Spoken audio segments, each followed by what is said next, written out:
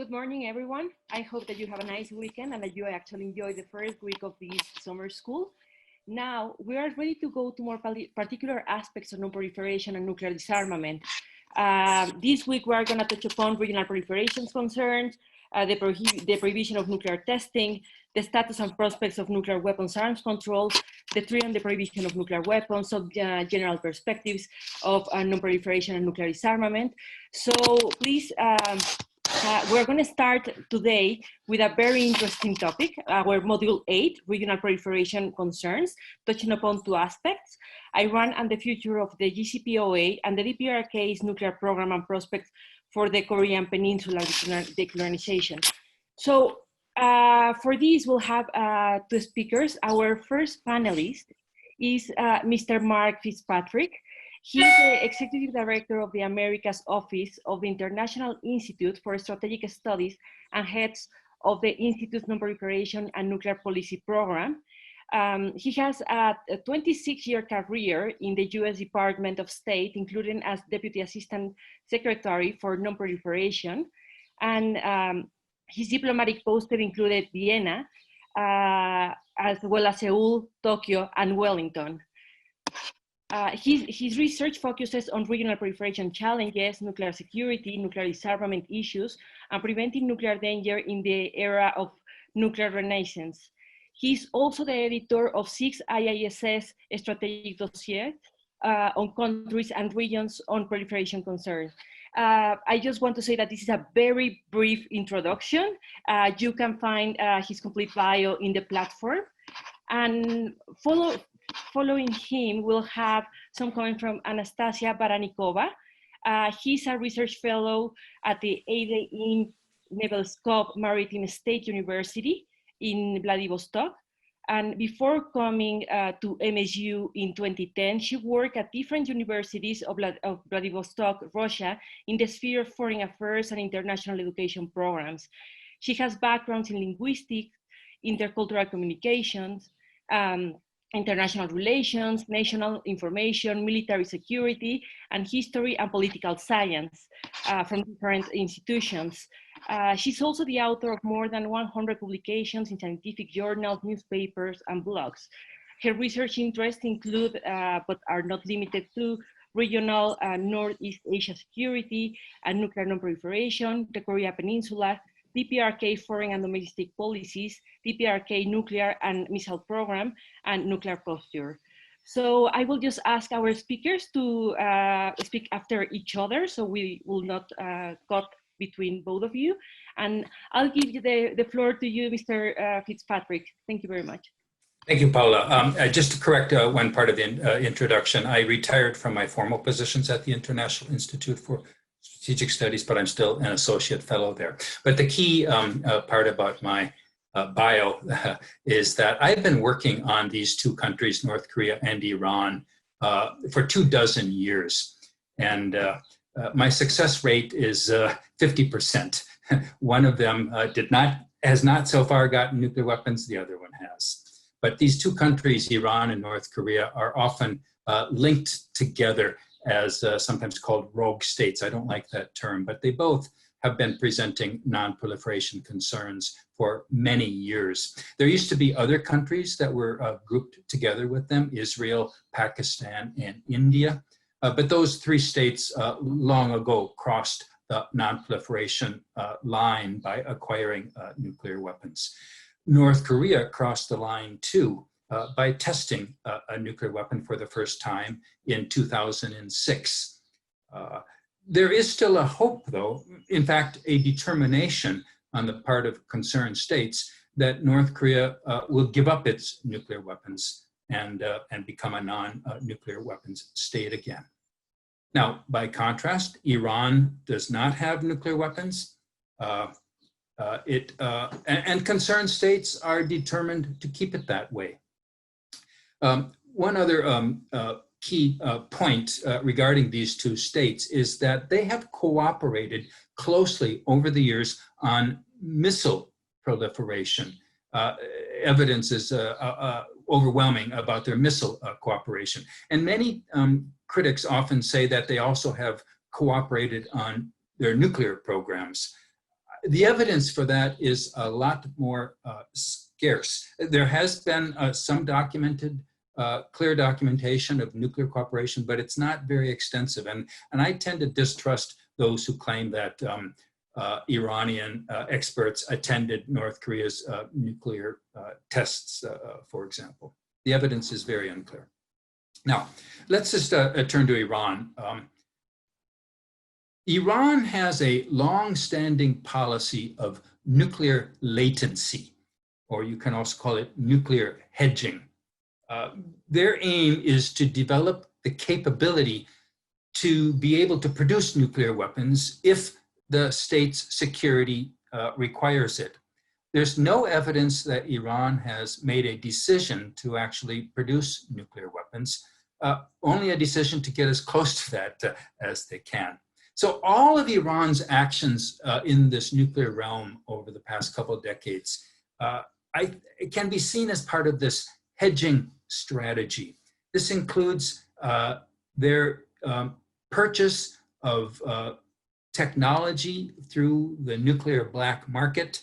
It includes their work on developing nuclear weapons, work that was well documented by the IAEA, work that was put on hold in 2005, but they certainly were working on nuclear weapons before 2004, and they were working on nuclear weapons before that.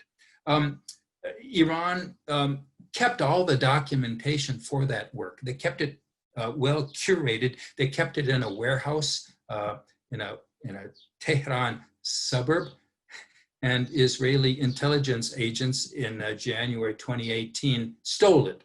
Mossad, through a daring operation, got all that documentation, and it has come to light, and the IAEA is investigating it. But keeping all that documentation, my point is that keeping that documentation is not evidence that Iran is determined to produce nuclear weapons. It's just part of their nuclear hedging strategy. They want the capability to be able to do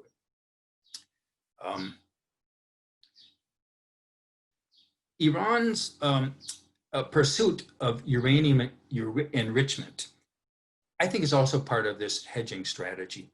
Uranium enrichment is not economical for a country like Iran that only has one nuclear power reactor. It's not economical for any country unless it has 10 to 20 nuclear reactors. So Iran's pursuit of uranium enrichment is not really an economic decision, it's a strategic decision. Because they can buy fuel from foreign suppliers, from Russia, and if Russia didn't do it, they could find it somewhere else. Now, Iran says, no, they can't rely on foreign suppliers. They've had difficulty in the past. Yeah, they have. But still, there's never been a time when they haven't been able to buy foreign fuel. Iran talks about self-sufficiency, and that's why they need enrichment. But other aspects of their nuclear program, they can't be self-sufficient. So again, I go back to the point, can't stress it more enough, that their program is for nuclear hedging. Now, this nuclear hedging is not new to the Islamic Republic of Iran. Before the revolution in 1979, the Shah of Iran had a nuclear hedging strategy. He wanted plutonium production and reprocessing capabilities, both because he had an expansive desire for nuclear energy, but he also wanted the potential to develop nuclear weapons. The United States would not sell this dual-use technology and prevented other countries from selling it to the Shah. And then after the revolution, prevented Argentina and China and India from providing Iran with dual-use equipment that they could use for nuclear weapons development. So the United States was very keen to deny Iran this technology in the 1980s and the 1990s, but they didn't watch so carefully. The United States did not watch so carefully the non-state actors that were providing technology to Iran. The Pakistan-based Abdul Qadir Khan, a nuclear engineer, and his worldwide black market network provided the basic technology to Iran for its uranium enrichment equipment. Iran imported the first and second generation Pakistani centrifuges to get its enrichment program off the ground. But the progress was slow. It wasn't a crash program like Pakistan's, which got the bomb in 11 years. By 2003, Iran was ready to enrich uranium. And for 10 years after that, the United Kingdom, France, and Germany negotiated in a vain effort to try to persuade Iran to give it up. Led by the United States, they also applied a lot of pressure through United Nations Security Council resolutions and sanctions. And Iran replied to this pressure not by giving up, but by installing more centrifuges. There's this race between centrifuges and sanctions, and centrifuges were winning. Israel was getting increasingly concerned about this number of centrifuges because Iran was getting close to the point that they would be able to make a breakout from the nuclear non-proliferation treaty and go for nuclear weapons. And this breakout time, you can calculate it by how long it would take Iran to produce enough highly enriched uranium for a nuclear weapon. Highly enriched uranium at the 90% U-235 purity. And in 2012, 2013, Iran was about 2 to 3 months away from being able to produce fissile material for a nuclear weapon. So Israel seemed determined to launch airstrikes to destroy Iranian enrichment facilities, to set Iran's program back. So it was a very dicey time in 2012, 2013. And it was at that time that US President Obama joined the negotiations that the E3, France, Germany, and Britain were having with Iran. And the United States made a crucial decision to accept that Iran would continue to have some uranium enrichment, limited, small scale, but they accepted that Iran could have uranium enrichment. This broke the deadlock. Until then, the United States had been insisting no uranium enrichment, and Iran just, wasn't going to give it up. And this decision by President Obama was key to the agreement that then came about in 2015 called the Joint Comprehensive Plan of Action, JCPOA. Now, sanctions were also important. Sanctions helped bring Iran to the negotiating table, but it was only the US compromise on enrichment that persuaded Iran to make its own compromise by limiting its program, scaling it back. And they scaled it back in a big way. They got rid of almost all of their stockpile of low enriched uranium. They had 9,000 kilograms of low enriched uranium. They sent most of it to Russia, kept only 2% of it. They got rid of all the enriched uranium that was at the near 20% level, which is at the cusp of being able to be used for nuclear weapons, at the cusp of being highly enriched uranium. They also took out two-thirds of the centrifuges that had been installed in a large underground cavern at cavernous enrichment facility at Natanz. They agreed to keep limits on the stockpile, the level of enrichment, the number of centrifuges, to keep limits for 15 years. They agreed also to forego all the technologies that would be involved with plutonium production, the second path to a nuclear weapon. And of greatest importance for the long term, they agreed to accept intrusive inspections even beyond the additional protocol. And they agreed to accept the additional protocol in perpetuity. Now, critics of the deal, including the current US president, condemned the JCPOA for 3 reasons. One is that it lifted the limits on enrichment after 15 years, the so-called sunset clause. The second, the deal did not address anything other than the nuclear. It crucially did not address missiles nor regional activities by Iran. And third, the third criticism was that it didn't require Iran to disclose its past nuclear weapons work. Now, the Obama team's response to this criticism was as follows. On time limits, they said, look, no nation would accept limits in perpetuity that no other nation accepts.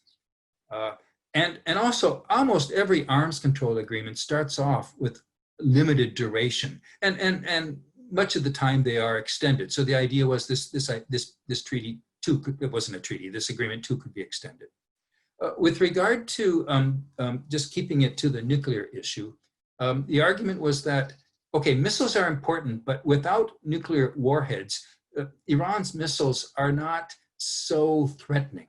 As long as you keep them from having nuclear weapons, we don't have to worry as much about the missiles. Frankly, I think this was a mistake, because once you have the missiles, then you can put warheads on them later. And then the third response with regard to not forcing Iran to pull down its pants, as it were, and disclose everything that they did in the past. The argument was, look, history is not as important as the future. It's more important to prevent proliferation in the future than to disclose everything that happened in the past. And they also said, and anyway, we know what happened in the past. The CIA has all the information. The IAEA knows that Iran had a nuclear weapons development program, so we don't have to force Iran to disclose everything. Well, Trump didn't care about those answers, and he was determined to kill the deal. He said he would do so before he was elected. For the first couple of years, he didn't kill it, but by 2008, he pulled the United States out of the JCPOA. Before he pulled them out, the E3, France, Britain, and Germany, negotiated with the US State Department to try to fix these three concerns. They came up with pretty good ways to address the concerns, but the United States wasn't interested. John Bolton made this very clear in his book, The Room Where It Happened, where he just said, look, forget about it, France. We don't want to negotiate with you. We want to kill the deal. Bolton didn't like negotiation with anyone, whether allies or with Iran. So the United States pulled out in May 2018. Iran waited for a year, asking the Europeans to compensate for the US reimposed sanctions.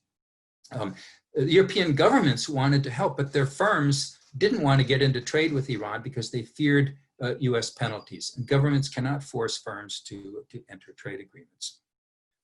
Iran's oil exports dropped to near nothing. Its exchange rate has hit an all-time low. Inflation has now surpassed 40%. Iran's GDP last year contracted by 8%. They're in real trouble, but they're not on the verge of collapse. Iran has responded to this pressure by exceeding all the enrichment limits in the JCPOA, although they've not done so provocatively. They have honored most of the JCPOA verification measures. They haven't gone up to 20% enrichment. They've kept it at 5%. And most of the steps they've taken are reversible if the United States were to re-enter the deal. The only thing that's not reversible is research and development. Well, it looks like Israel tried to take care of that by bombing Iran's workshop where they were assembling advanced centrifuges. You remember the bombing that happened at the Natanz workshop on July 2nd. This bombing of that workshop set back Iran's program by maybe 1 to 2 years because it destroyed Iran's capability to make advanced centrifuges. But Iran's going to rebuild that plant and probably rebuild it underground and maybe without inspectors. So I draw a contrast. The bombing stopped the program for maybe 2 years at best with less inspection, whereas the JCPOA stopped it for 15 years with more inspection. So what's better, military action or diplomacy? Make your pick. I mentioned all the trouble in Iran's economy is facing. The United States thinks it's at a tipping point. They think that more pressure will force Iran to capitulate and maybe force regime change. That's John Bolton's clear hope if you read his book. I don't think Iran's going to collapse. The economist Adam Smith once said, there's a lot of ruin in a nation, meaning that states can suffer a lot without crumbling. And Iran has been under US sanctions for 50 years. They've learned how to cope. Iran's sense of national pride and the internal politics prevent them from succumbing to US demands. And especially after the assassination of Quds Force commander Qasem Soleimani on January 2nd, the Iranians will not talk to the United States right now. It would be political suicide for any Iranian statesman to say, yeah, we should talk with the assassin of Soleimani.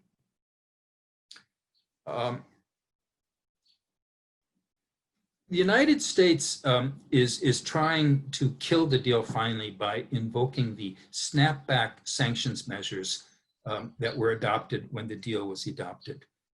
The UN Security Council Resolution 2231, adopted in July 2015, concurrently with the JCPOA, had a very unique provision, whereby any one country, if they said Iran was violating the deal, could invoke a snapback of the UN sanctions measures, and there would be no veto power. So the United States wants to do that now. But the other parties to the other Security Council members, Russia, China, Europeans, others, say, hey, hold on a minute. United States, you're no longer a member of this deal. You're no longer a party. How can you invoke the snapback provisions? And the United States says, hey, read the language of Resolution 2231. It names us as having the right to invoke snapback. It doesn't have any language about pulling out. If you pull out, the right is reversed. So there's a legal argument, and I've talked with UN legal scholars and experts. Some of them say the United States, is going to lose. Others say, no, the United States is probably going to win. But it's not so much a legal issue as it is a political one.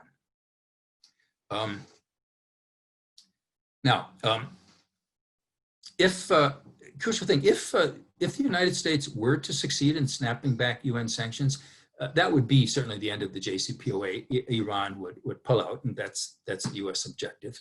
Iran may do worse than that. They may pull out of the NPT. They've threatened that, and then where would we be? They would be off to the races, a fast-paced development program for nuclear weapons, and there wouldn't be any inspections. Now, over the past 6 months, both the E3 and Iran have invoked a dispute resolution mechanism of the JCPOA, charging the other parties with violating it. But neither of them want this issue to come to a head before the US election. The dispute resolution mechanism has provisions that after 60 days, if it's not resolved, it will go to the Security Council. Well, the Europeans don't want this to go to the Security Council, at least not before the US election, which then could change US policy. So they've effectively suspended this issue. So what would happen in the US election? Well, I think a President Joe Biden would be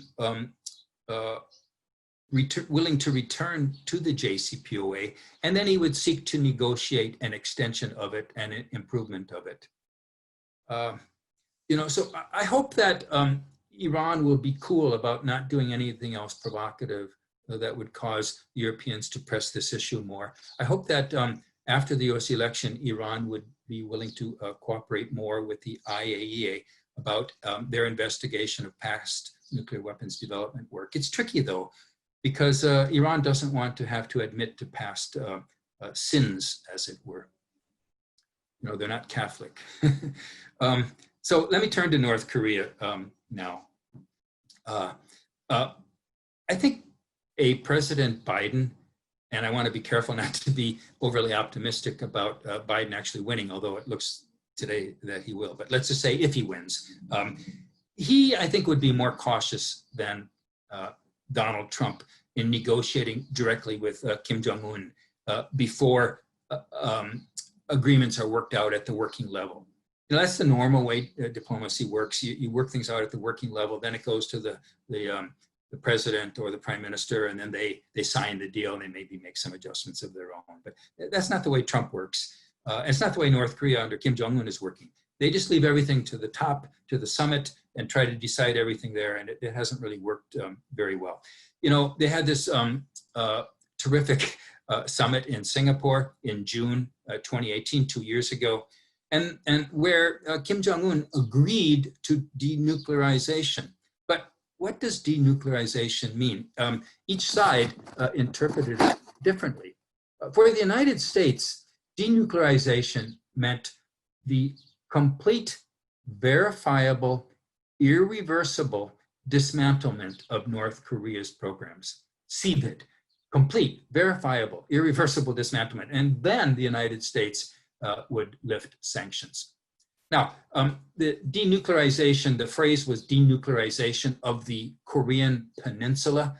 This is wording that North Korea insisted on. Not denuclearization of North Korea, but denuclearization of the Korean Peninsula under the conceit that South Korea also had nuclear weapons. Well, everybody knows it doesn't. They were pulled out in 1991. They haven't had them for 30 years. But denuclearization of the Korean Peninsula to North Korea doesn't just mean nuclear weapons on South Korean soil. It means no nuclear weapons around South Korea, none in US submarines, none in US planes, none in US missiles that might fly to attack North Korea. It means, in effect, no US nuclear umbrella for South Korea. That's how North Korea interprets it. That's not what the United States interprets it. And the United States isn't going to agree to that. In the Singapore summit, there were 4 points they agreed to. The order of the summits is very important to North Korea because the denuclearization came third after establishment of peaceful US-North Korea relations and after establishment of a lasting and stable peace regime on the Korean Peninsula. So those two things haven't happened yet. So North Korea says, well, we don't have to denuclearize yet. And also, Kim didn't really agree to denuclearize. He agreed, here's the quote, to work toward complete denuclearization of the Korean Peninsula. To work toward, it's a huge loophole. I mean, as diplomats, you know the art of constructing language that doesn't commit your nation to anything very concrete, and Kim didn't commit to anything concrete. There was a second summit in Hanoi February 2019. That failed completely because each side asked for too much and was willing to give up too little. John Bolton took great credit in his book for making sure that there wasn't any deal in Hanoi. Trump was uncompromising. Kim was uncompromising too, but they could have worked out something if they had been willing to do so. I think they should have settled on partial steps. You know, keeping denuclearization as a goal, but partial steps to dismantle part of the program. And North Koreans were ready to, they said they were ready to dismantle the main nuclear center at Yongbyon, where all of the plutonium had been produced and where the only declared uranium enrichment facility was located. They said they're willing to close that down with IAEA inspection. And in exchange for this, the United States could have relaxed a lot of the sanctions, not getting rid of all of them, but there could have been a quid pro quo here.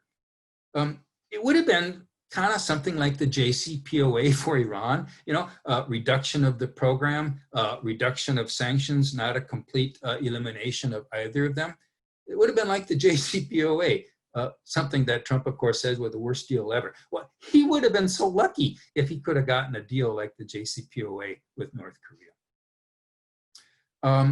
There is a debate, by the way, about how important Yongbyon is. As I said, it's where North Korea produced all of its plutonium, where they have the only declared uranium enrichment facility, but they have uranium enrichment facilities in other places, probably at least 2 other places, and they haven't declared them. US intelligence thinks they know where one of them is.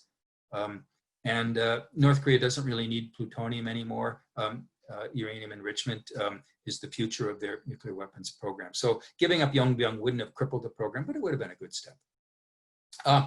Today, President Trump says he's willing to have a 3rd meeting with Kim Jong-un before the US election, and he understands the North Koreans want to do that.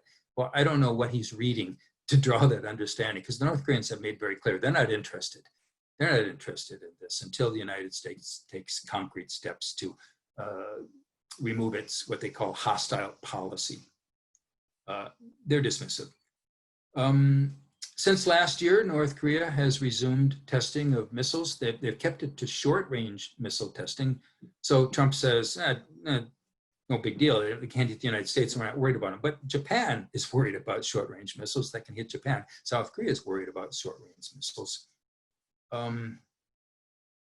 My premise, shared by most North Korean analysts in the West anyway, is that North Korea will not trade away its nuclear arsenal for any amount of economic or political benefits, because it sees a strategic need for weapons that are needed to preserve the regime. They see themselves as under siege by powerful forces, the United States and South Korea, much more powerful than them. They think they need nuclear weapons to protect themselves. Now, frankly, I think the real threat to the North Korean regime is internally, and nuclear weapons can't help protect you from your own people, but they see them as necessary to protect them from external enemies. Nuclear weapons also fulfill the regime's sense of pride and power. You know, nuclear weapons and missiles are the only fields where North Korea does better than South Korea. In every other field of human endeavor, economics and science and health and medicine and education and everything, South Korea does far better. They're world leaders in many aspects of medicine.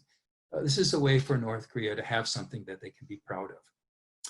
And they insist that they're not going to get rid of nuclear weapons as long as the United States threatens North Korea with nuclear weapons. And sometimes they even say, as long as the United States has nuclear weapons itself.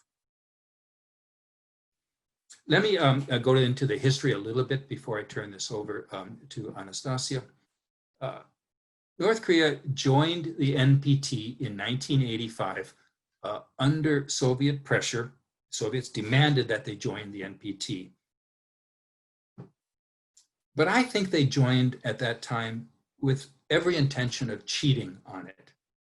They had 4 reasons for wanting nuclear weapons. One was as an insurance policy in case Moscow and Beijing dropped their military support for North Korea, which they have de facto. Second was they wanted nuclear weapons as a deterrence against the United States. The third was they were in competition with South Korea, and South Korea at one point was exploring nuclear weapons of its own. And a fourth reason is North Korea saw nuclear weapons as useful in assisting their long-term goal of unifying the Korean Peninsula under their authority. The North Korean case seemed to confirm what the India and Pakistan cases showed, that if a country deeply believes it needs a nuclear bomb for national survival, it's going to get a nuclear bomb. Pakistan's Foreign Minister Zulfikar Ali Bhutto famously said in 1965, if India gets the bomb, we will too, even if we have to eat grass. Well, Pakistan didn't have to eat grass, but they got sanctioned and didn't matter. They were determined to get nuclear weapons, and they did. Now, that doesn't mean that diplomacy is worthless to stop a country. Diplomacy can try to dissuade, they can deter, they can deny, they can force countries to change their calculus and their timeline.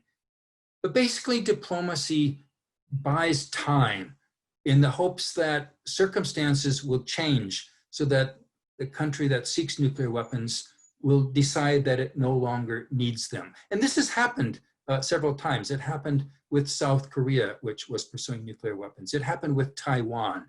There have been other countries that have let go of their nuclear weapons programs because they decided they don't really need them. So buying time is basically what President Obama was doing with the JCPOA. The main criticism, the first of the criticism, was that he didn't buy enough time. He just bought 15 years. Buying time was also what the United States did under the Clinton administration with North Korea through the 1994 agreed framework. And with missile talks with North Korea in 2000, when President Clinton ran out of time before his term of office ended. In 1994, there was a nuclear crisis with North Korea. They were denying IAEA inspector requests. And in response, the United States considered military action. I know because I was in the US government at the time. But the United States ruled out military attack on North Korea's nuclear program, mainly because of geography.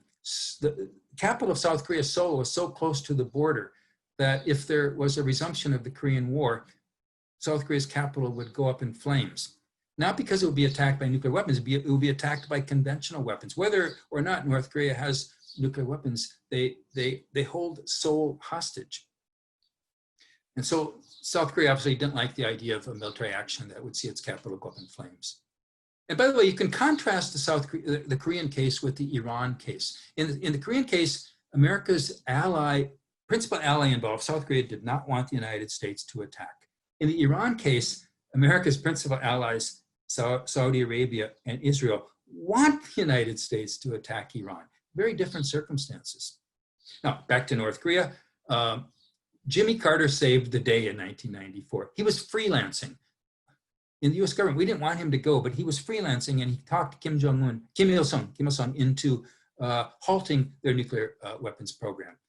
It was agreed under the agreed framework to freeze the plutonium program. North Korea was building 2 larger reactors that would have been able to produce dozens of bombs worth of plutonium every year. Construction of them was halted, and those half-built reactors rusted out over time. So the agreed framework didn't just freeze the program, it rolled it back through the rusting process. But North Korea cheated, as everybody knows. They embarked on uranium enrichment. But they weren't able to resume the plutonium where it was when they left off. So, the agreed framework, I think, was a huge success because it really did roll back the program. Bolton and his ilk say it was a disaster because North Korea cheated. Yeah, they cheated, but it bought time. There was another agreement in 2005, a 6-party talks. This was a shorter-lived success. Didn't buy as much time. October 19, 2005, just when I left the State Department. There was 6 parties, South and North Korea, China, Russia, the United States, and Japan. They came out with a wonderful statement, a joint statement that had everything in it. It had denuclearization, it had security guarantees for North Korea. It had the right to nuclear energy for North Korea. It promised to provide North Korea with light water reactors, which were considered proliferation resistant. It had words about a peace regime. It had normalization of relations between North Korea and the United States, between North Korea and Japan. It addressed all the issues. It was wonderful. And it had some success, even though the United States very quickly kind of pulled the plug on it by sanctioning North Korea over its counterfeit currency. But anyway, the 6-party talks deal did achieve partial dismantlement of key aspects of the plutonium program. Including North Korea agreed to blow up the cooling system for its plutonium production reactor. They did so under CNN cameras. It was a huge success. But then everything broke down in 2008 over verification. The United States wanted to, go in and check everything, and North Korea didn't want inspectors all over their secret country. And at one point they agreed orally, but they wouldn't put it in writing. So everything broke down over verification. This often happens in arms control agreements. Verification is often the killer. And frankly, North Korea wasn't ready to give up its program anyway. One last, most recent deal was in 2012, was signed on February 29th. So it's called the Leap Day deal. It had even a very shorter success time, only a few months before North Korea violated the deal by test launching space vehicles to put satellites into space. And frankly, I think satellites didn't necessarily have to be included in the deal, but they were important for the United States because they use the same kind of technology as is used for ballistic missiles. And US negotiators made it absolutely clear that if you test launch a space vehicle, that's a red line and the deal's off. North Korean diplomats, I'm sure, tried to tell that to Kim Jong-un, who newly had taken power after his father, Kim Jong-il, had died. And Kim Jong-un ignored the diplomats, listened to his military advisors, tested the space launch. It was a failure. But anyway, it killed the Elite Day deal. So today, last minute, President Trump wants to give it another go. He thinks that North Korea is willing to give up its nuclear weapons. I'm sure he's not listening to his intelligence analysts who are telling him that North Korea is not willing to give it up. But as we know, President Trump doesn't read his intelligence briefings and goes with what he thinks his gut is telling them. He thinks that pressure worked to persuade North Korea to halt its program at the end of 2017. And sanctions and US pressure, I'm sure they played some role. You know, Trump was talking about fire and fury. He was talking about attacking North Korea's missile launch pads if they tested any more missiles. I'm sure that played a role in affecting Kim Jong-un's calculus. But I think more important than the threats and the economic pressure was that North Korea basically finished their missile program. They successfully tested an ICBM, an intercontinental ballistic missile. They successfully tested a thermonuclear device. So they got everything they need. So that's what North Korea said after they tested that ICBM in November 2017. The issue today, just so the final word before turning it over. The issue today is, should the non-proliferation goal of CVID, complete verifiable irreversible dismantlement of North Korea's nuclear program, should that CVID goal be adjusted and we move from non-proliferation to arms control, to controlling North Korea's nuclear weapons program? My personal answer is no. Keep insisting on non-proliferation, but at least seek the 3 no's that Sig Hecker from Stanford has memorialized. The 3 no's: no more nuclear weapons, no better nuclear weapons, and no nuclear transfers to other countries. If North Korea would agree to those 3 no's, at least the situation wouldn't get worse. And over the last 3 years of the Trump administration, it has been getting worse because North Korea keeps building more nuclear weapons. They keep improving them. Whether they're transferring them or not, I sure hope so, but I'm not sure. Thanks very much. Okay. Let me add just a few comments from my perspective. First of all what we know about North Korean leadership concerns about regime survival is only from their propaganda.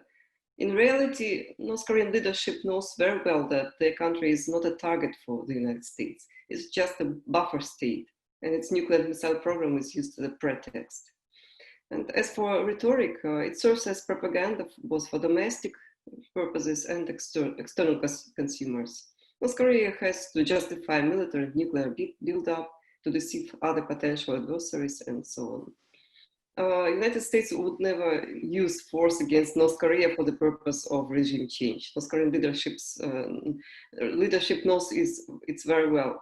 First of all, because of its neighbors, China and Russia. It's not clear if Russia could be involved in a potential conflict between North Korea, but China has an agreement with North Korea, so it will be inevitably take part in this conflict. And we know that it's impossible to organize color revolution in a closed North Korean society. So United States could try to apply soft power approach and change the regime from inside. If they have not done it so far, it means that the United States is not interested in regime change in North Korea. However, despite the absence of serious threat to North Korean regime, it's unlikely that North Korea can give up its nuclear weapons. And we expect that future talks will also serve the purpose of buying time. Indeed, what can we give North Korea instead of its nuclear weapons? Sanctions relief? It's not a goal for North Korea. It's sufficient to recall a recent statement by Kim Yo-jong, a sister of Kim Jong-un and a very influential figure in North Korea. She said that sanctions issues will be removed from agenda of United States DPRK talks. And indeed, despite this sanctions' negative impact on some humanitarian spheres, we should recognize that it had both positive economic, I mean, boosted domestic consumption, import substitution, and political effects. It consolidated the Kim Jong-un regime, and the sanctions have had little effect on their main target, nuclear and missile program. So sanctions relief is not even a goal for North Korean regime. It is rather considered as indicator of United States' ability to negotiate in good faith and of feasibility of continuing dialogue. Maybe it is normalization of relations with the United States, but it is very important for North Korea, but it is not a goal. It is rather a tool. Actually, North Korea needs normalization with the United States in order to balance the influence of China. Previously, North Korea balanced between Soviet Union and China, and since the Soviet Union collapsed, the United States turned out to be the most desirable country North Korea could balance China with. However, the United States is not the only country. Of course, North Korean leadership will continue attempts to normalize relations. However, if all these attempts fail, then another country or maybe a group of countries can replace the United States as a most desirable balance. Maybe it is, we could offer security guarantees from the United States or international community, but though it seems an official goal of North Korean leadership, according to their propaganda and rhetoric, we know that modern treaties and agreements tend to remain in force only so long as they serve the interests of the strongest member state. North Korean leadership knows it very well. We need not we need to look no further than the United States pullout from the nuclear deal with Iran. The North Korean government undoubtedly learned the lessons from the collapse of agreed framework. And another problem is a current global trend of withdrawing from international bilateral agreements. We see the situation around START, I mean, the agreement on strategic weapons between the United States and Russia, which will likely fail and will not be prolonged, and it will be followed by global arms race. And unlike, it's very important, I fully agree that if a new administration will come in the United States, everything can change for North Korea. Because unlike the North Korean leaders, United States presidents come and go, and United States foreign policy may change accordingly with the arrival of new administration. And as a result, successor of Trump in the White House may well put an end to any agreements between Trump and Kim Jong-un. So it would be very risky for North Korea to stake its security and long-term goals on some vague guarantees. Okay, thank you so much. Thank you very much to both of our panelists. Now we're going to have some Q&A. So I will start by requesting 3 of our students to pose their questions. The first one will be Ricardo Vivas. Hi, good morning. I hope you can hear me. So my question is, do you believe that the sanctions imposed over Iran and the current tensions with the United States are factors that will force Iran to pursue nuclear weapons development? If so, what would it take for Iran and the US to ease these tensions and reach a consensus under the scenario of a Biden administration? That's my question. Thank you. Thank you, Ricardo. Now I will give the floor to William Nicolas to pose a question. Hello. Yes, we can hear you. Thank you. Thank you for the nice lecture, Professor. And as you said that Iran wants to have North Korea want to have nuclear weapon in order to have better control of the peninsula of Korea. But if ever North Korea acquire a nuclear weapon, do you think it's not going to be a threat for Japan, as we know that in the past, Japan has colonized North Korea and South Korea also, and both countries still have problem with Japan. So do you think it's not a menace for both countries, like South Korea and Japan, if ever North Korea acquire a nuclear weapon? Thank you very much. Thank you, William. And the third question is from Gonzalo Vasquez. Please, Gonzalo. Good morning. Thank you. I have a question for Mr. Fitzpatrick, but also if any of you have any views, I also appreciate your comments. Many reports are hopeful that if Joe Biden is elected as president of the United States, then they would retake negotiations with Iran regarding the JCPOA. However, with the recent damage that the most advanced enriched uranium facility for Iran suffered, this Natanz facility, and with some even saying that it was a result of sabotage led by the Mossad, how willing will Iran be to retake these negotiations in the future? On the other hand, as well, the US will change, will have elections, and also Israel will be having some elections in the future. What do you think about this Trump-Netanyahu relationship, and how extreme will their actions might be in order to gain followers and stay in power? Thank you. Thank you. Does anyone from our panelists would like to jump in? Mark, please. Of course. Those are, three good questions.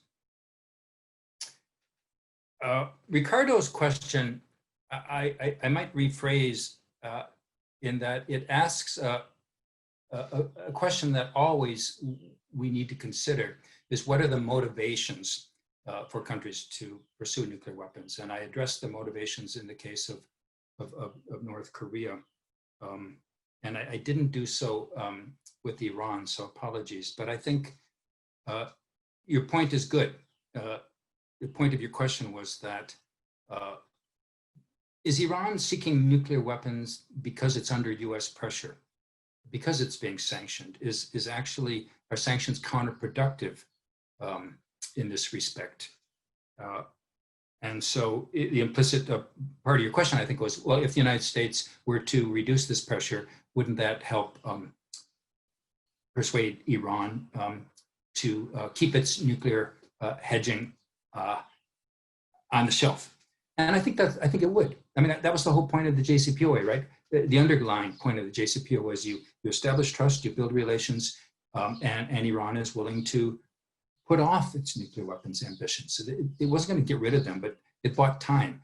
And so I just re-emphasize that, yes, addressing countries' motivations is important. That leads to the second question that Ricardo asked. I'm sorry, that William asked. He put it in a little bit strange way. He said, if North Korea gets nuclear weapons. My assumption is North Korea has nuclear weapons. They've tested them 6 times. We haven't seen that North Korea has a deliverable nuclear weapon, but I think we have to presume that if they can test it and get that kind of a yield, of thermonuclear yield, and if they can test an ICBM, they can overcome the technical difficulties of being able to mount a warhead in a weapon, in a missile. Would this be a threat to Japan?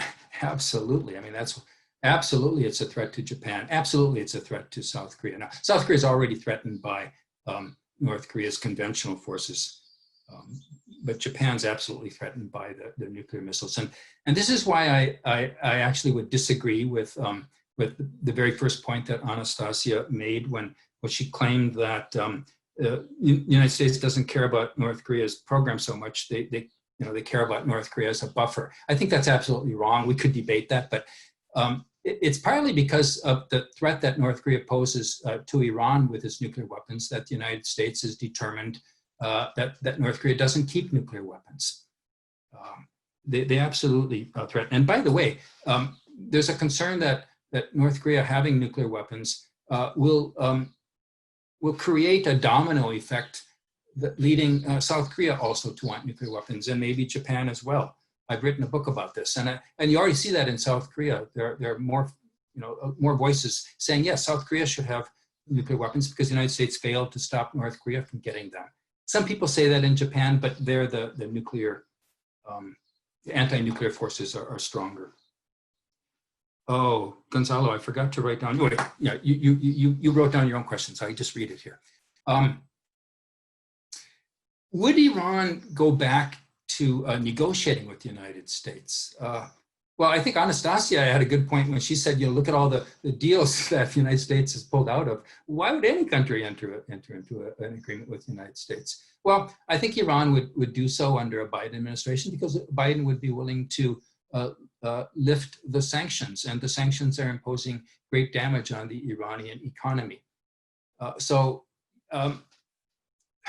Yes, the bombing of the Natanz facility added to the feeling in Iran that they can't negotiate with the enemy. The political forces in Iran are more hardline now, and as you mentioned, there will be an election next year that will probably bring somebody more hardline than the current President Rouhani. So I think negotiations are going to be difficult, but Iran does want to restore its economy, does want the sanctions lifted, and the Biden administration wants to restore diplomacy. So that leads to the last part. You asked Gonzalo about the Trump-Netanyahu relationship. Netanyahu can read the polling numbers as well as anybody in the United States. He knows that he may only have 4 months left of the Trump administration. So he wants to do as much as he can now to set back Iran's program. And I think that's why they bombed. I assume it was Israel that bombed Natanz. And I think given that that was successful, they may try to do it again. I mean, we've seen other bombings of explosions at other facilities that may all be part of a pattern. So the next 4 months, I think could be dicey. We could see an escalation of the Israel-Iran conflict.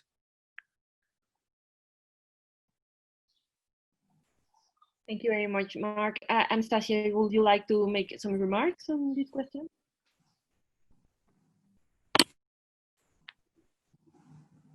Excuse me, I'm still looking through these questions because I think the reply was exhaustive, so I have nothing to add. I can just argue, but I don't want to take time for discussion. Let us just concentrate on questions. Are there any new questions?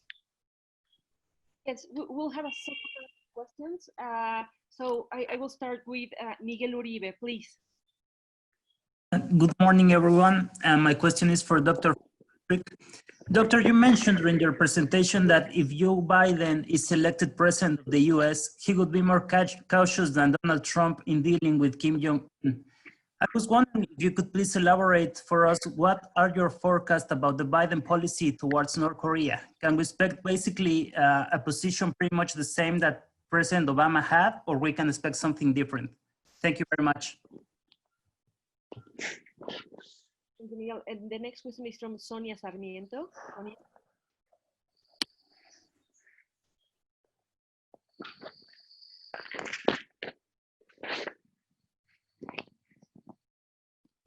Sonia, you're muted. Can you please? Sonia commented that she doesn't have a mic. She asked you to please read her question. Good morning. Thank you for your excellent participation. My question is, what will happen to North Korean nuclear threats? What will have to happen to stop North Korean nuclear threats? That will be her question. And after Sonia, now I'll have a Jefferson.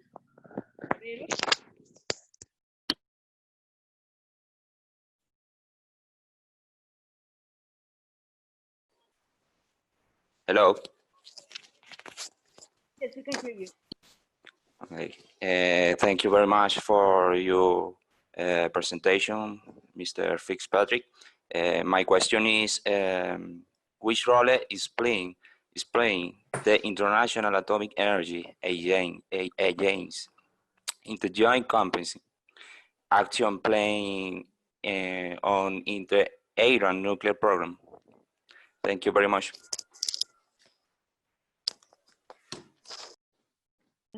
We also have a question from Alicia Taylor. She doesn't have a mic, so I will read her question. It says, thank you for your very interesting presentation. On the question of military action versus diplomacy, I believe diplomacy is always a better option. In respect to the threat of military action against Iran, is that not justification for the development of a nuclear weapons program as a means of self-defense? That will be Alicia's question. So I will leave the floor to our panelists. Who wants to start? Maybe I will start answering the first question on what can we do with North Korean threat. But is there actually a threat?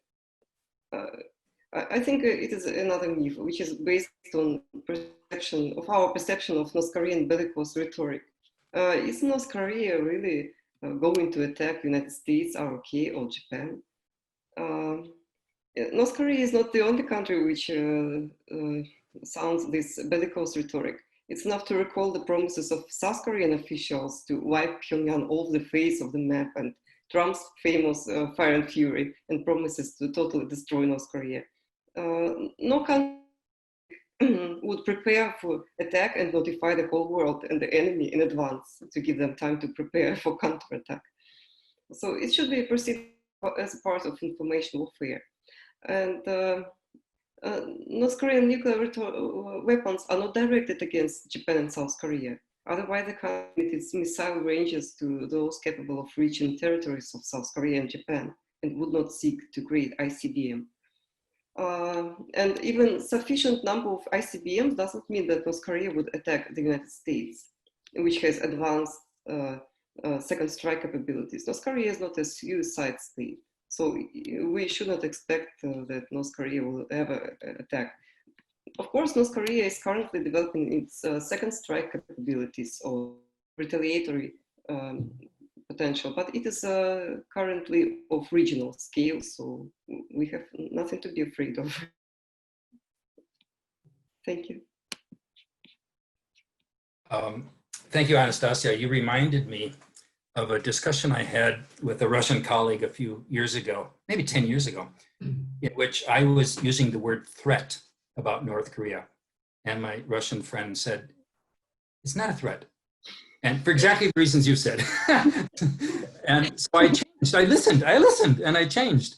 And I started using the word challenge, a nuclear challenge. So in my books, I, maybe it depends on relations between countries, but but I have a less optimistic view than you do about the potential for North Korea using nuclear weapons. Of course, North Korea is not going to attack the United States. It'd be suicide. It'd be suicide if they attack South Korea or Japan. But they want to use nuclear weapons. Some might say as blackmail. Some might say as you said, Anastasia, as a second strike. But I can imagine circumstances where nuclear weapons might be used in an unplanned fashion. I did a scenario for the New York Times 2 years ago about how things could escalate out of control. Yes, I if the United States were to conduct a limited strike, it wouldn't remain limited. North Korea would respond, and it can escalate. And if a country thinks that nuclear weapons are all it has to, in the last analysis, it will use them, I think. You can't rule out that it would use them. You can't rule out that it would sell them to other countries. Because North Korea has sold a lot of bad stuff to other players, including non-state actors.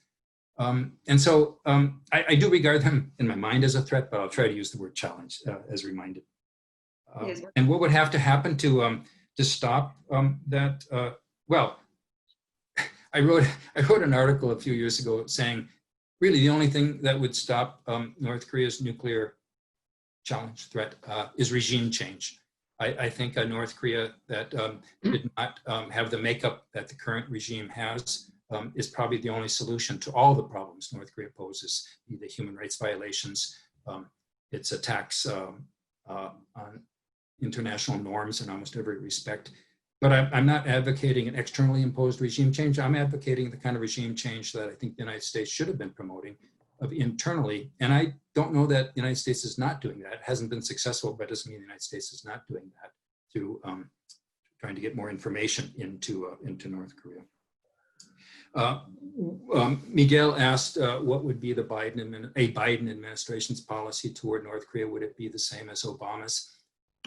yes and no. Obama was very cautious about North Korea because he saw all the trouble that had happened after the 2012 leap day deal, when North Korea violated it so soon, and North Korea is the land of bad options, as we analysts say. So Obama, prioritized other issues. But at the end of his administration, he realized that North Korea presented the top priority, and he so advised Donald Trump that he should focus on North Korea. And I think any Obama administration official would similarly advise Biden, focus on North Korea. What will he do? I think he would go for the limited deal of the three no's: no more nukes, no better nukes, no nuclear exports, while keeping the denuclearization as a goal, and seeking engagement with North Korea. And he might seek to bring in other players. The six-party talks have withered. I don't know that that's a magic formula, but Biden would be more disposed toward multilateral diplomacy. Jefferson asked about the IAEA role in the JCPOA. It's a crucial role. It verifies that whether or not Iran has met the limits imposed by the deal. And, up until a year ago, the IAEA repeatedly showed that Iran had done so. Iran was honoring the deal up until last year. So verification is what the IAEA does. There's a current issue about verification in Iran that impinges on the JCPOA. It mostly impinges on Iran's longstanding safeguards agreement with the IAEA. This issue is that the documents that Israel seized show that Iran was further along in some of its nuclear weapons development work than had been known, and it identified a couple of sites that the IAEA now wants to go to see what was happening there and what happened to the nuclear material that was there that was never reported. And Iran doesn't want the IAEA to go there because it would show that they were wrong, that they did do nuclear weapons development work. So not allowing the IAEA to inspect there also impinges on the JCPOA, because the JCPOA has a provision to implement the additional protocol.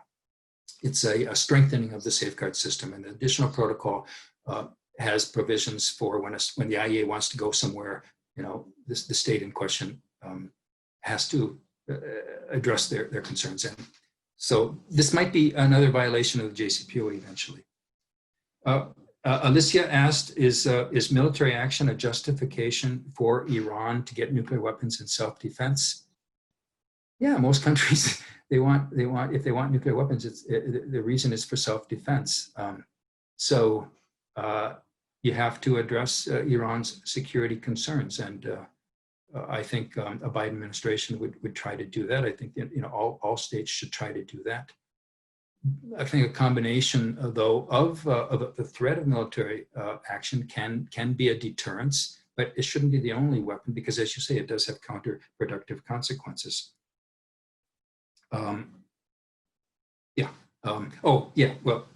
That's it. Thanks. Thank you very much. We'll have a last round of questions. I would actually, it's going to be 5 questions.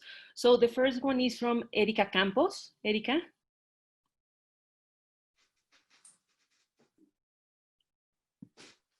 Hello, do you hear me? Yes, we do. Hi, good morning. I'm from Brazil, from the Ministry of Foreign Affairs of Brazil. And my question is directed to Ma. If the US resume nuclear tests, how do you think this would impact the negotiations related to Iran and North Korea? Would these countries be willing to go back to negotiation tracks? Or the level of distrust would be such that not even the change of administration in the US would be enough to restore confidence by Iran and North Korea? Thank you. Thank you, Erika. The next question is from Gamaliel Bustillos. Gamaliel?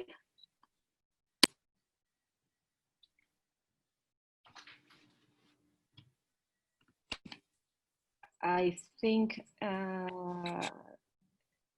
yes, he's there. Gamaliel, please. Can you hear me now? Good morning. Yes, we do.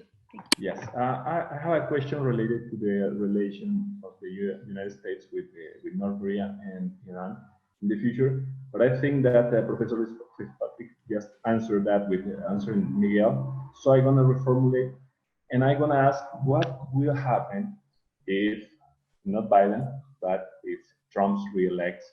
What does he consider is going to be the scenario in the relations and between the United States and North Korea and the United States and Iran in terms of denuclearization? Thank you very much. Thank you, Gamaliel. And the next question is from Florence Rayu. Florence?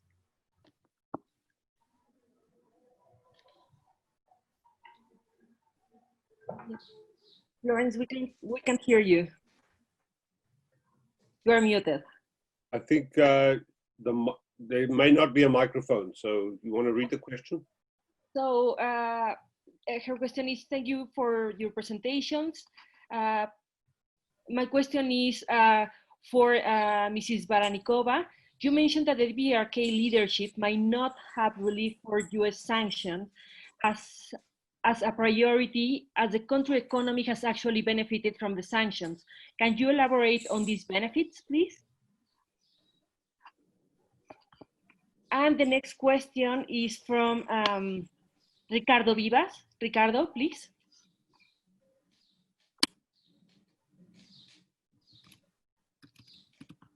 Hi, I think I already asked my question. Yes, I did.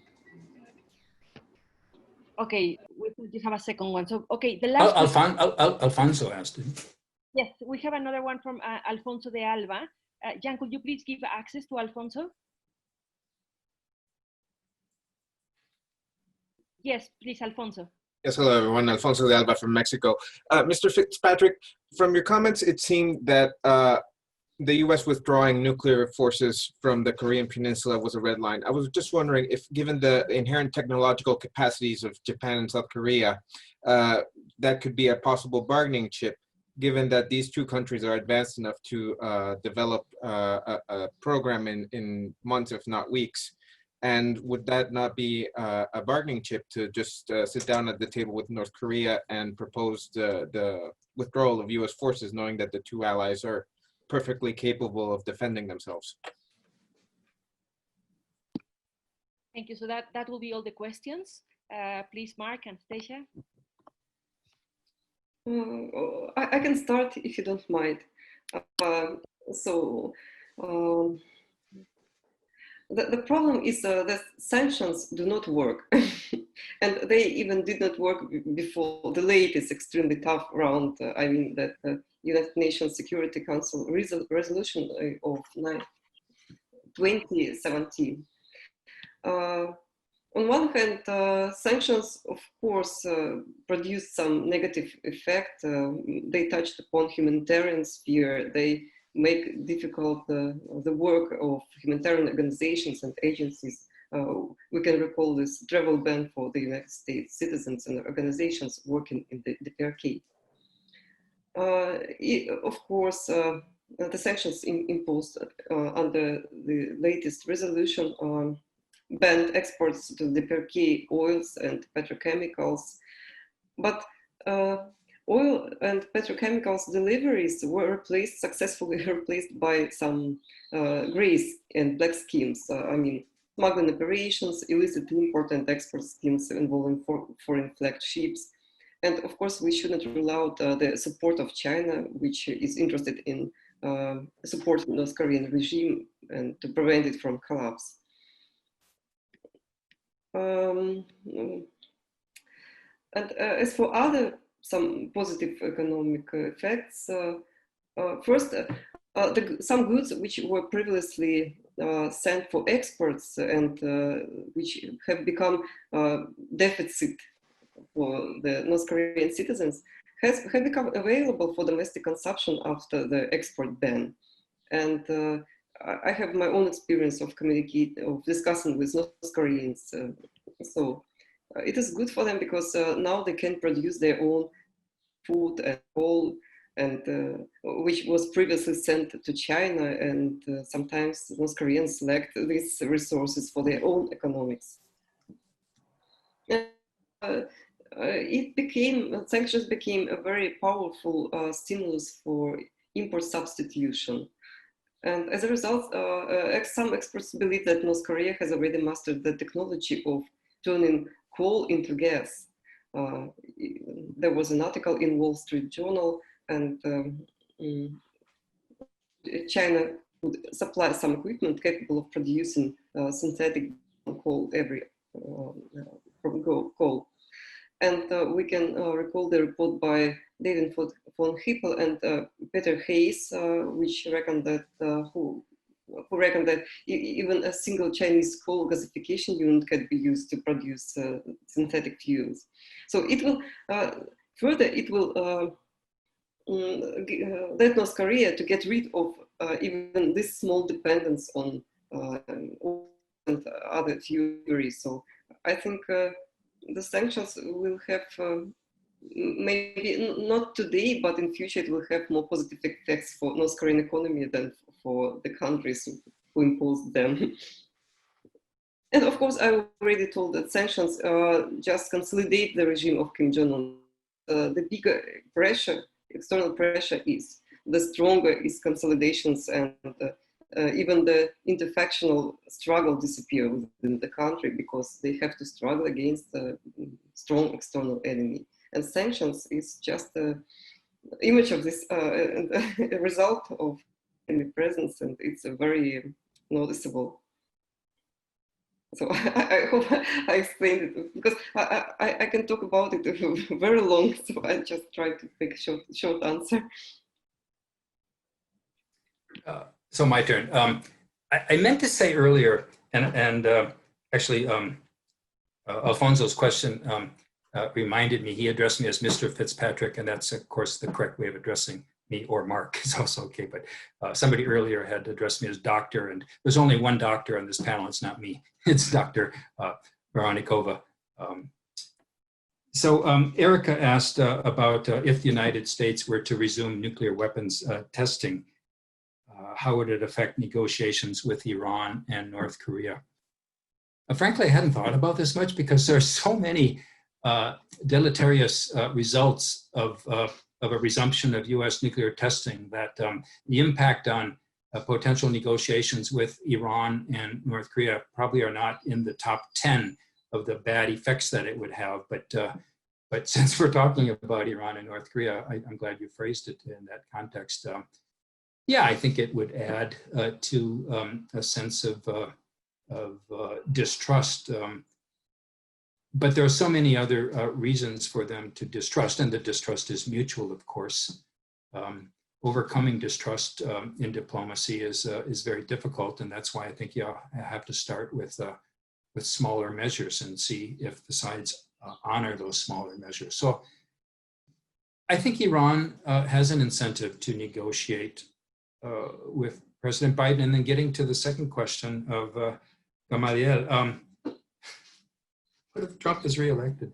Iran is going to have an incentive to negotiate with him, because can they endure 4 more years of sanctions?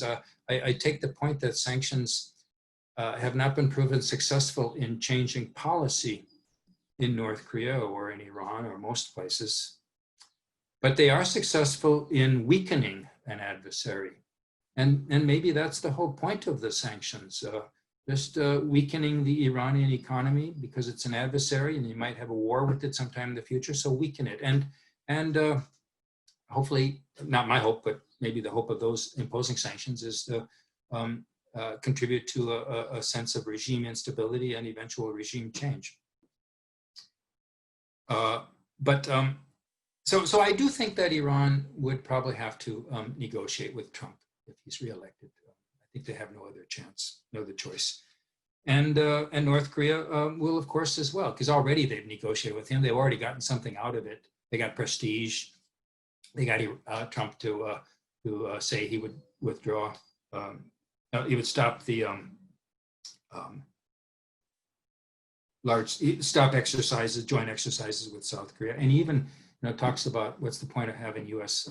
Forces in the peninsula, and that gets to the question that Alfonso asked: can U.S. Forces be a bargaining chip? Yeah, maybe. I want to take issue with a couple aspects of the question, though. First of all, yes, Japan and South Korea could build nuclear weapons. They couldn't do it within months, unless you count months in double digits. I did a study of this in a book I published a couple years ago. And yeah, if Japan embarked on a crash program, they might be able to build a nuclear weapon possibly in a year, but more likely 2 years, and they would have to violate all their social norms and all the legal rules. I think it would be more like 2 years, and South Korea has a similar 2-year time frame. That wouldn't be very advantageous for the United States to have 2 more nuclear armed states, even though they're allies. It would contribute to a possible further proliferation, chain effects of proliferation. And we don't know whether those 2 countries would always be US allies, so better not to have more nuclear armed states. But would, and there's another point about the presence of US forces being a bargaining chip. I'm not sure how important that is to North Korea. In a summit between Kim Jong-il and then South Korean President, help me out here, who was the president? Kim Dae-jung. Was it 2000? It was 2000, yeah. Kim told the South Korean president that he's happy if US forces stayed on the peninsula. And it would be a buffer for North Korea vis-a-vis China. And North Korea current president Kim Jong-un has hinted at this as well in his discussions with his South Korean counterpart. So oftentimes people have posited the very question that you posited, Alfonso. It's a good question. Could they be a bargaining chip? I don't know how important they are. What does North Korea really want? Anastasia addressed this in part, by saying that sanctions relief is not their top demand because they're not really putting the economy at the brink of collapse. What they want is respect. What they want is an end to US hostility. They want an end to the US nuclear umbrella. That's the bargaining chip. I wouldn't give it up, but if you're looking for bargaining chips, that would be a positive, a big one.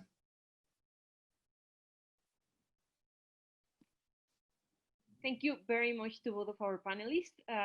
We finished now with all of the questions from our students.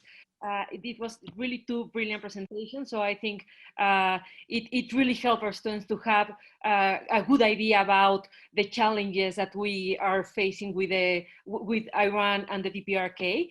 So I don't know, Jan, if you have any other thing to say before going to a break? Yes, well, I was actually going to ask a question myself, if I may. It's 2 basically hypothetical questions. The first one comes from my work at the CTBTO, and since North Korea has stopped testing, I'm not sure it's permanently. So the question here would be, what would be the reaction, both Mark from the United States side, but also I think, Anastasia, if you could comment, maybe Russia and also China, if North Korea were to sign the CTBT. And do you think that there's any possibility in them doing so? I mean, I would argue that China and Russia could certainly put pressure on them to do so, but I would be interested, I would certainly like to be a fly on the wall in the Secretary General's office when the North Korean ambassador comes in with an instrument of ratification. Because it would create an interesting scenario because, as we know, the CTBT does not require a country to give up nuclear weapons. So that's the first question. The second question is even more of a scenario. Tomorrow we're starting, well, actually today, an undergraduate program here online, and I'm running a 3-day online simulation And the scenario is 6-party talks, but it is at a high level. What would you think of the concept of a 6-party summit? The same countries involved, but at a foreign minister, if not heads of state level, hosted, say, by South Korea. Would that be an opportunity to move things forward? Because from both your presentations, it seems to me we are stuck. We're going to have to accept North Korea as a nuclear armed state. They will not give up nuclear weapons. And I disagree also, Anastasia. Any state with nuclear weapons present a threat. You know, nuclear weapons is a threat. So you know, I would like to have your comments on those two rather hypothetical scenarios, but nevertheless. Thank you. So they're both about North Korea. So maybe I'll go first. And is that okay, Anastasia, if I go first? What would be the U.S. reaction if North Korea were to sign the CTBT? First of all, I should have mentioned signing the CTBT, John, as one of the secondary steps that would be a good objective while keeping the denuclearization. You know, if you're looking for limited things that don't require complete denuclearization, signing the CTBT would be a good step. And I don't think it would be so problematic for North Korea to sign it, since they say they got their thermal nuclear test was successfully completed. But the United States has not asked North Korea to do so. Others have. Certainly the head of the CTBT organization has asked, but the United States hasn't asked for the very reason that it doesn't require denuclearization, and asking for it would seem to imply that the goal has shifted, that the United States is no longer demanding denuclearization. So it gets to the point that was the last that I made in the last sentences of my initial presentation, is that should the balance, should the aim now shift from non-proliferation to arms control? CTBT is an arms control measure in this sense. And I think it's a very helpful measure, but it has to be done in a way that would not undermine the denuclearization goal. In a 6-party summit idea, could you stop talking about that until the election and we don't have the possibility of a 6-party talks unscripted with the current president in the room? Can you imagine? I mean, I don't think that would be a good idea at all, to have an unscripted summit. You should, I mean, the 6-party talks were successful because they all got worked out in, you know, working group meetings after working group meetings, and carefully, you know, detailed everything. You got to do that before you have a summit.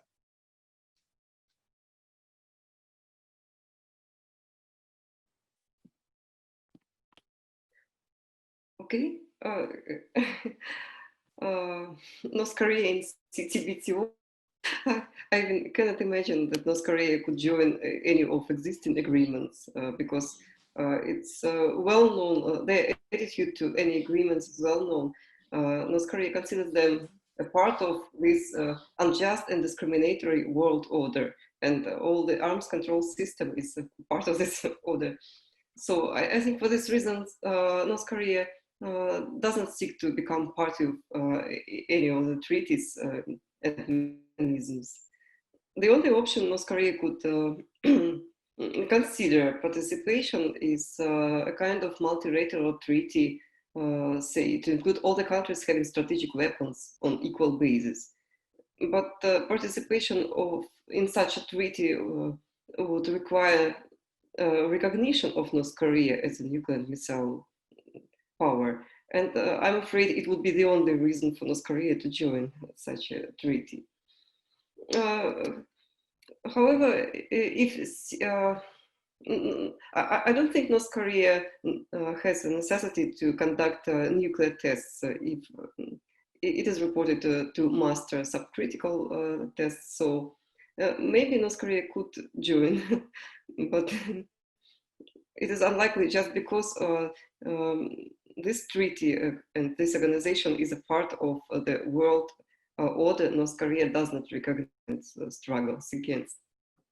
So that's my opinion. Well, thank you. And just a couple of words more.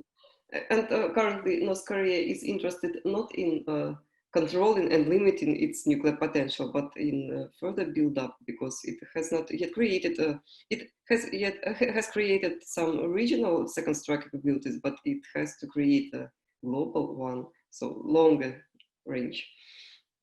So, and the fact that North Korea doesn't participate in any mechanism or treaty, its advantage over other nuclear states. It can create any class and any range missile and in any numbers. So I even can imagine that North Korea could voluntarily limit itself in some nuclear arms. And as for the second question, six-party talks, I don't think it's a popular topic in North Korea. Some supports statements of China, but just because of relations between Russia and China. Six-party talks are considered Chinese initiative created just for buying time, not for results. And North Koreans, I'm sure, consider it in the same way. So it is inefficient, cannot be repeated, of course, with the same agenda, with the same participants, but bilateral dialogue is always welcome. Okay, thank you.